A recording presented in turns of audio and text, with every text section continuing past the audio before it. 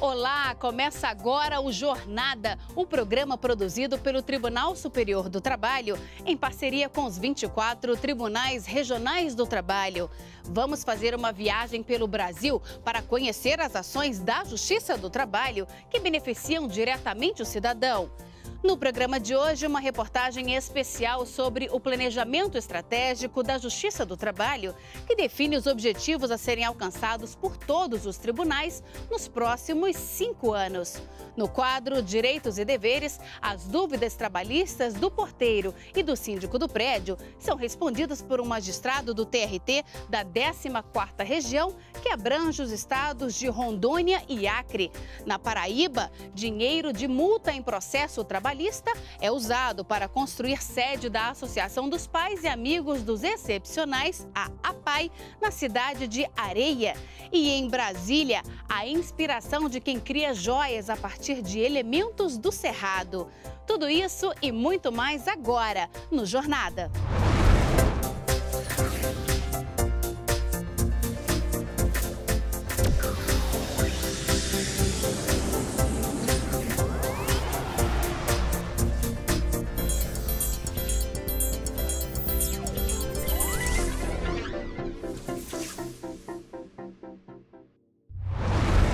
Planejar. Esse é o meio mais eficaz para se atingir um objetivo.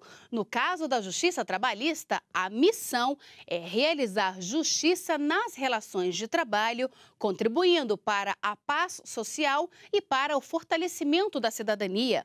Como tornar isso possível? Com valores e metas bem definidos. Tendo o planejamento estratégico da Justiça do Trabalho como norte, os tribunais adotam medidas práticas para uma atuação cada vez mais eficiente. Veja só.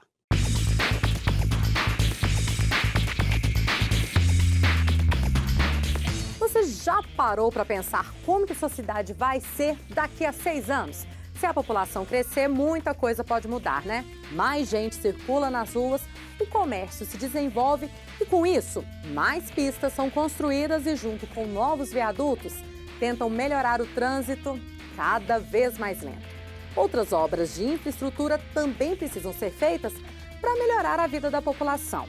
E para acompanhar toda essa evolução, é preciso planejar, desenvolver ideias. O mesmo acontece aqui no Poder Judiciário. O Tribunal Superior do Trabalho elaborou um planejamento estratégico com metas ousadas para serem alcançadas até 2020. Vamos conhecer? Em outubro de 2014, o plenário do órgão especial do TST aprovou o Plano Estratégico 2015-2020.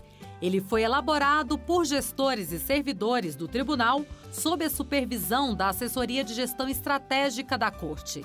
A ideia é estimular iniciativas e boas práticas que possam atender o principal objetivo da Justiça do Trabalho: prestar um serviço rápido e de qualidade à população. Como o planejamento é algo colaborativo, e isso é muito importante, não acontece o plano porque tão somente o presidente quer, tão somente o secretário-geral da presidência quer, tão somente o diretor da secretaria ou o assessor-chefe. Não acontece assim. É uma conjunção de esforços, de ideias. Inclusive, as grandes iniciativas para que as coisas ocorram e aconteçam vêm da base, vêm do corpo técnico que passa ideia e essa ideia é discutida, é trabalhada e a partir daí é colocada em prática. No ano passado, o tempo médio de tramitação de um processo no Tribunal Superior do Trabalho foi de 418 dias. A meta para 2020 é reduzir para 351 dias. E os processos que tramitam há mais de 2 anos no TST também vão receber atenção especial. No ano passado, 27% das ações estavam há mais de 2 anos na Corte. Para 2015, a expectativa é de que esse percentual caia para 14% e em 2020, 9%. Se você pensou no trânsito das grandes cidades, é parecido. O índice de congestionamento revela quantos processos estão parados no tribunal aguardando julgamento. Em 2014, a taxa era de 60,8%.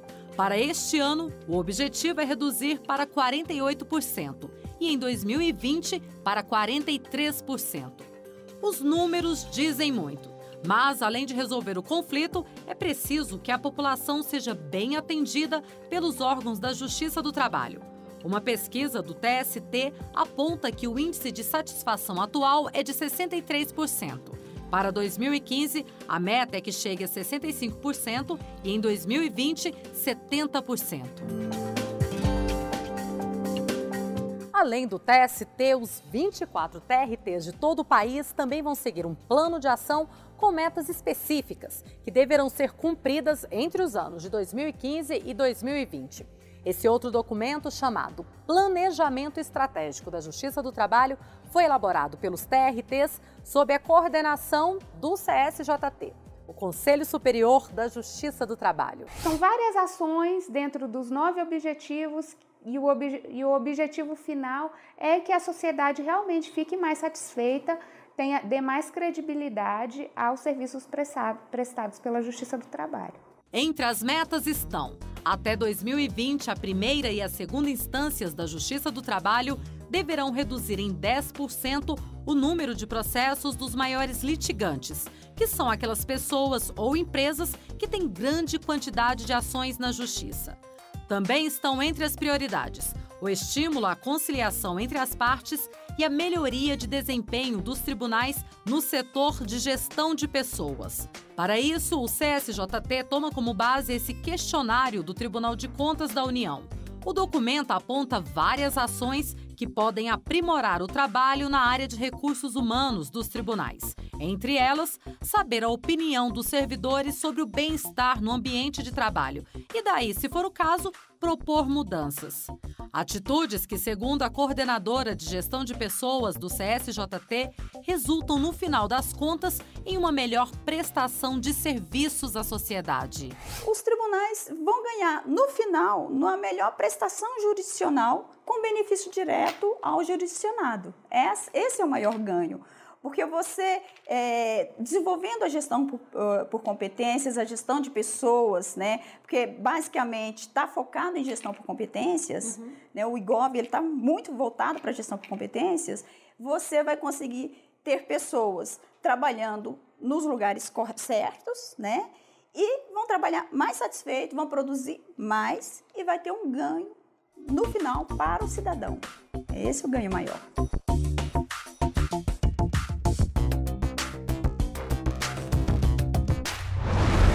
Vamos agora fazer um giro pelo Brasil para acompanhar algumas decisões de destaque. Operadoras de radiologia da Escho, empresa de serviços hospitalares, devem continuar a receber o adicional de insalubridade de 40%, mesmo afastadas da exposição a radiações ionizantes durante o período de gravidez. A decisão é do TRT do Paraná. Os desembargadores consideraram correta a atitude da empresa de readequar as atividades das operadoras de radiologia gestantes para protegê-las da radiação, mas ressaltaram que a mudança não pode resultar em prejuízo financeiro para as trabalhadoras. O TRT do Distrito Federal e Tocantins negou recurso da empresa Servent Civilsan contra a sentença que garantiu a um soldador o direito de receber adicional de periculosidade. Os desembargadores levaram em conta laudo pericial que apontou que o trabalhador, em serviços prestados ao metrô, ficava exposto a equipamentos e via energizada de alto risco de choque elétrico. O fato da exposição ocorrer de forma habitual foi determinante no processo. Uma empregada do Ceará teve vínculo como doméstica reconhecido após trabalhar cerca de 13 anos na casa de uma família. Convidada pelos patrões a deixar Juazeiro do Norte para estudar em Fortaleza, ela ganhava salário inferior ao mínimo e nunca recebeu 13º salário nem férias. Depois de confirmar a realização de serviços domésticos e a subordinação aos donos da casa, o TRT do Ceará condenou os patrões a pagar todas as verbas trabalhistas devidas. Daqui a pouco, no quadro Direitos e Deveres, as dúvidas trabalhistas do porteiro e do síndico do prédio. E ainda hoje, dinheiro de condenação trabalhista é usado para construir nova sede da APAI na cidade de Areia, na Paraíba. Nós voltamos em instantes.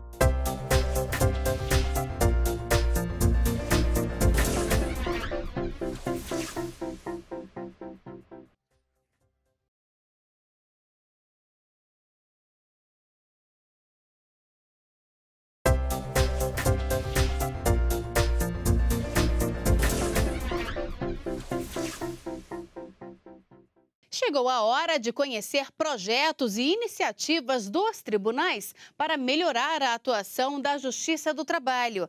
É o JT em ação. Os gestores do programa Trabalho Seguro realizaram a primeira reunião de planejamento de 2015. O ano deve ser marcado pela realização de um grande seminário previsto para outubro. No evento, especialistas e autoridades devem debater principalmente o alto índice de acidentes com máquinas. Estão abertas as inscrições para o 2º Encontro Nacional de Boas Práticas da Justiça do Trabalho, que ocorrerá em Porto Seguro entre os dias 9 e 11 de abril. O objetivo do encontro é apresentar experiências inovadoras nas áreas jurídica e administrativa. Os TRTs têm até o dia 27 de fevereiro para inscrever os projetos pelo e-mail boaspraticas@trt5.jus.br. As revistas das companhias aéreas TAM e Azul divulgam de forma gratuita os programas coordenados pelo Tribunal Superior do Trabalho e pelo Conselho Superior da Justiça do Trabalho. As campanhas de utilidade pública visam a contribuir para a redução no número de acidentes de trabalho e a incentivar o combate ao trabalho infantil. O Corregedor-Geral da Justiça do Trabalho, ministro do TST Brito Pereira, realizou de 9 a 13 de fevereiro correição ordinária no TRT de Minas Gerais. Durante 5 dias, o ministro examinou documentos, participou de reuniões e realizou audiências para verificar a qualidade dos serviços prestados e o andamento dos processos na 3ª Região da Justiça do Trabalho. A legislação trabalhista é tema de interesse de patrões e empregados. Hoje, no quadro Direitos e Deveres, vamos esclarecer dúvidas de um porteiro e do síndico do prédio. Nosso convidado é um magistrado da 14ª Região, que abrange os estados de Rondônia e Acre. Acompanhe. Se eu for contratado por uma empresa terceirizada e essa empresa não fizer meu pagamento corretamente, posso cobrar do condomínio? Pode sim. O entendimento pacífico nos tribunais é nesse sentido. O trabalho terceirizado não exime quem toma o trabalho terceirizado das responsabilidades com o empregado que presta o serviço terceirizado. Então, o senhor tem a possibilidade de, através de uma reclamação trabalhista, na hipótese de inadimplemento dos seus salários, de cobrar de quem deve e também do tomador dos seus serviços. Pode haver subordinação direta entre o síndico e o porteiro terceirizado? No serviço terceirizado, o relacionamento é entre a empresa que tomou o serviço terceirizado e a empresa que presta o serviço terceirizado. A empresa que presta o serviço terceirizado é que terá empregados e também a responsabilidade de dar ordens de comando dos serviços. Chegou a hora de fazer uma viagem no tempo. Vamos até 1931.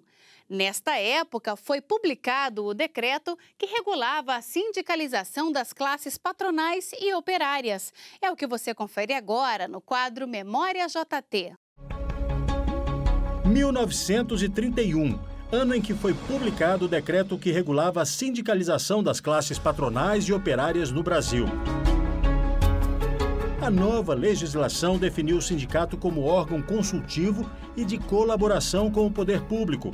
Cada entidade devia ser reconhecida e fiscalizada pelo Ministério do Trabalho. Era proibida qualquer atividade política dentro das entidades. E os cargos de direção só podiam ser ocupados por brasileiros natos, o que afastava definitivamente as antigas lideranças operárias, formadas por trabalhadores imigrantes. Foi adotado então o princípio da unidade sindical, ou seja, do reconhecimento pelo Estado de um único sindicato que reunisse pelo menos 2/3 da categoria profissional. Insatisfeitos, patrões e empregados protestaram. O novo decreto regulamentou a estrutura e o funcionamento das entidades de classe.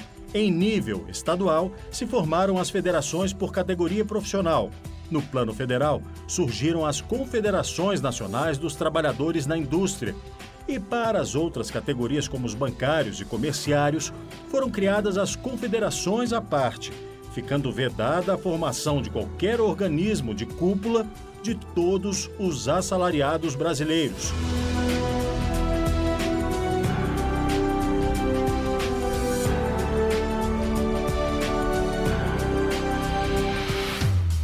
próximo programa, você vai ver quando a Carteira de Trabalho e Previdência Social foi instituída como documento obrigatório para os trabalhadores.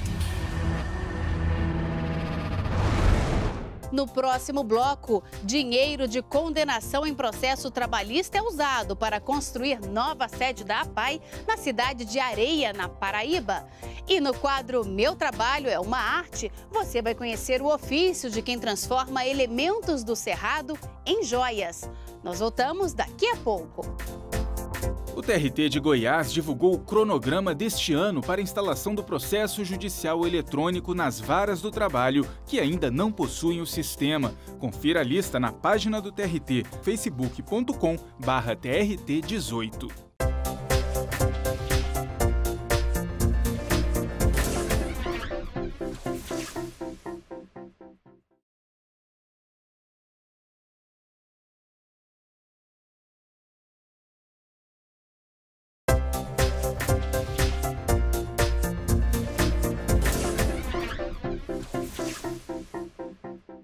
Vamos até a cidade de Areia, na Paraíba.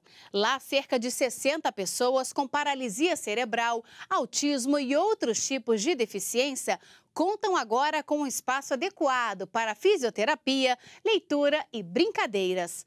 Com o dinheiro de uma multa aplicada em um processo trabalhista, foi construída a nova sede da Associação dos Pais e Amigos dos Excepcionais do município. Veja só.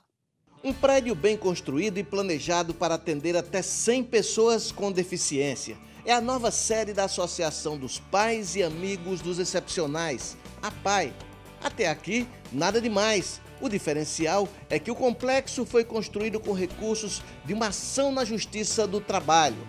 O prédio da APAI tem uma área construída de 800 metros quadrados. São 12 cômodos, sendo 5 salas de aula. A construção ficou pronta em um ano e custou pouco mais de R$600 mil, incluindo todos os equipamentos. O complexo, construído em um terreno doado pela Prefeitura, tem área de lazer, piscina para reabilitação, cozinha completa e todas as salas de aula estão equipadas, inclusive com cadeiras especiais. Esta sala tem equipamentos para trabalho de fisioterapia. A nova sede tem laboratório de informática, brinquedoteca e cantinho da leitura. A antiga sede agora somente tem fotografias no telão, para relembrar um passado de muita luta e necessidades. É claro que essa boa nova tinha que ser saudada com a presença não apenas dos alunos, mas de familiares e da comunidade. Hoje a associação atende 60 pessoas com paralisia cerebral, autismo, surdez e vários outros tipos de deficiência. O aluno mais novo tem 3 anos e o mais velho, 55. São 25 profissionais dedicados ao trabalho, alguns voluntários. Dona Antônia Melo é voluntária há 12 anos. Professora aposentada, é mãe de Jefferson, esta cativante criançona de 26 anos. Agarrado na mão de Dona Antônia, Jefferson faz questão de mostrar a nova sala de aula. Nós conseguimos realizar um sonho que nós esperávamos há 12 anos. Essa obra é de suma importância, porque a APAI é a única instituição na cidade que atende pessoas com deficiência. Então, essa obra aqui significa muito, significa o apoio, a comodidade e o cumprimento da lei de direito de atendimento a essas pessoas. O dia de hoje é um dia significativo porque demonstra, porque reafirma o papel da Justiça do Trabalho e do Ministério Público do Trabalho enquanto promotores da justiça social. Esta obra representa um exemplo de que a justiça não pode se limitar a julgar casos, mas quando tiver a oportunidade, promover a justiça social. É curioso para saber como essa história toda começou, né? Pois bem, esta é a centenária cidade de Areia, na região serrana da Paraíba, berço do pintor Pedro Américo e pela beleza de seus casarões coloniais, tombada pelo patrimônio histórico.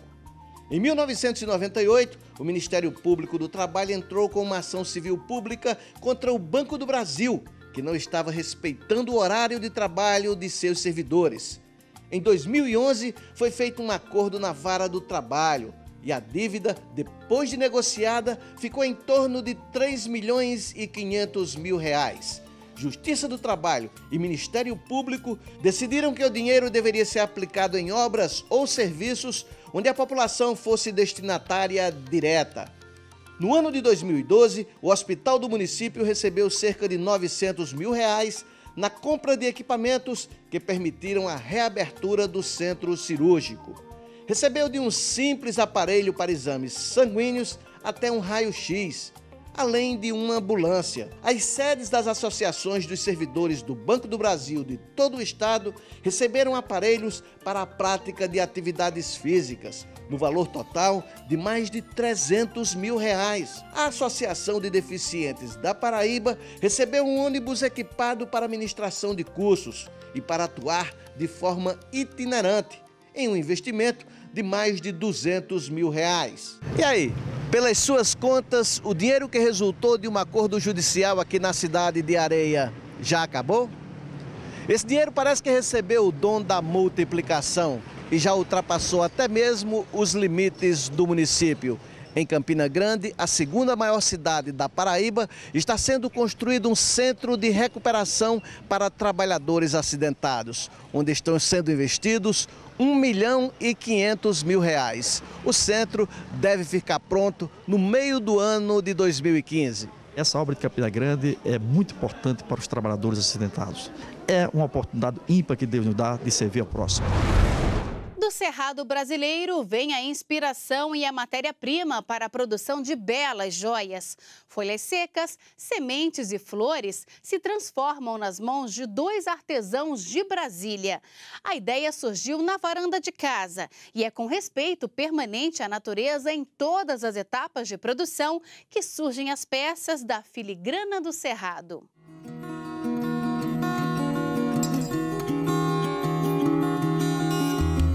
Meu nome é Tânia Elou, eu tenho 48 anos, sou artesã e trabalho com artesanato desde 2000. E fui fazer um curso para aprender a revestir material que não é metálico em metálico. Então eram resinas, gesso, velas, parafina. E estou trabalhando com isso até que teve uma pessoa um dia comentou que em alguns locais em outros países, eles pegavam a folha típica da região e davam banho de ouro. E eu, por desafio, peguei uma folha do Cerrado, a folha moeda, que é a base do artesanato de Brasília, e comecei a expandir, fazer feiras. E uma cliente da gente, que tinha comprado um brinco, contou para nós que tinha ido num velório, estava lá e uma amiga dela virou e falou assim: escuta, tá linda essa tua filigrana. Ela, é do Cerrado. Aí nasceu o nome Filigrana do Cerrado.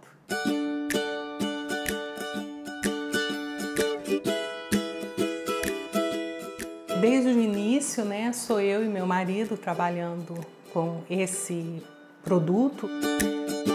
Essa parceria com meu marido acabou dando certo porque nós temos limitações bem diferentes. Ele tem baixa visão, então ele ficou com a parte macro do trabalho, que são os banhos, que não precisa de uma cuidade visual. E eu fiquei com a parte minuciosa. Então, como ele não consegue interferir no meu e eu já tenho bastante, então a gente se deu hiper bem, porque cada um fica na sua sem ficar dando muito palpite. A produção, são muitas etapas. Eu chego a pegar na mesma peça pelo menos umas 50 vezes, mas vale a pena. Eu amo isso que eu faço e a gente começa com a seleção das folhas. As folhas eu já compro esqueletizadas, então eu seleciono, aí o que eu recorto, eu faço ela tanto recortada como inteira. Então faz a seleção, recorta, põe o terminalzinho de metal para poder começar a condução. Aí a gente passa uma tinta condutora. Essa tinta eu passo 2 vezes para não ter falha. Como eu trabalho com pincel, tem falhas, Então, para eu garantir a uniformidade dessa tinta, eu passo uma vez, vai para o banho de cobre, depois eu passo novamente, vai para o banho de cobre. Aí ela ainda tá mole. Aí eu solto essas folhas e ponho também no banho de cobre, só que daí eu ponho todas uma vez só no tanque para enrijecer. Então, mesmo banho de cobre, só que ela chega a ficar de 6 a 36 horas, dependendo do tamanho, até ela ficar rígida, ela ganhar peso e rigidez. Então, as nossas peças, a rigidez e o peso é no cobre. Depois que ela está no cobre, a gente monta os brincos, os pingentes, daí acaba aí o processo artesanal e começa o industrial, que é a folheação tradicional, a folheação galvânica, que é a parte do edênio, basicamente, que daí ele pega essas peças e faz a folheação, que também são várias etapas. Eu considero o meu trabalho uma arte porque são peças únicas, cada um é único, tem a sua história, cada folhinha é aquela, e eu gosto muito de ficar olhando, observando a diferença de uma folha para outra, de uma semente para outra. Então, cada folha é como se fosse uma digital, não tem outra igual. E eu considero isso uma arte, sim.